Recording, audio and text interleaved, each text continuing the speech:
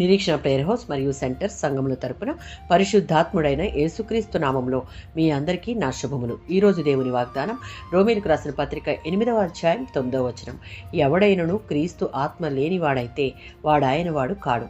రోమీలకు రాసిన పత్రిక 8వ అధ్యాయం 5-9 వచనాలలో పౌలు వర్ణించిన 2 రకాల మనుషులు 2 వేరువేరు ప్రపంచాల్లో ఉన్నారు.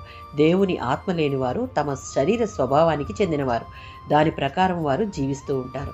దేవుని ఆత్మ కలిగిన వారు పాపాన్ని, తమ భ్రష్ట స్వభావాన్ని పరిత్యజించినవారు. వారు దేవుని ఆత్మకు చెందినవారు. ఆయన వారిలో నివసిస్తూ వారిలో పనిచేస్తూ ఉంటాడు.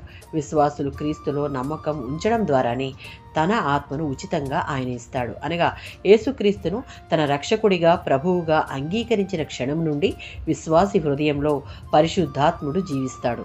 1 కొరింథీయులకు రాసిన పత్రిక 3వ అధ్యాయం 16వ వచనం. వ్యక్తిగతంగాను సమూహంగాను కూడా క్రీస్తు విశ్వాసులు దేవుని యొక్క ఆలయం.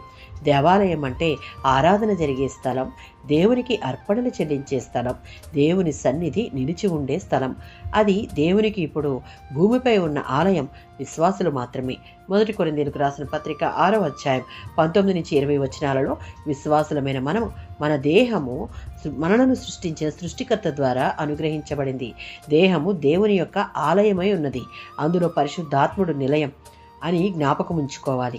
మనం మనలో నివసించే దేవుని ఆత్మకు ఆనందం, ఘనత కలిగించే పనులే చేయాలి. దేవుడిచ్చిన పవిత్రతను కాపాడుకోవాలి.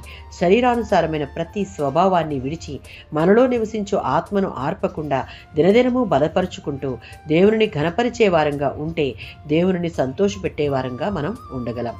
ఆమేన్.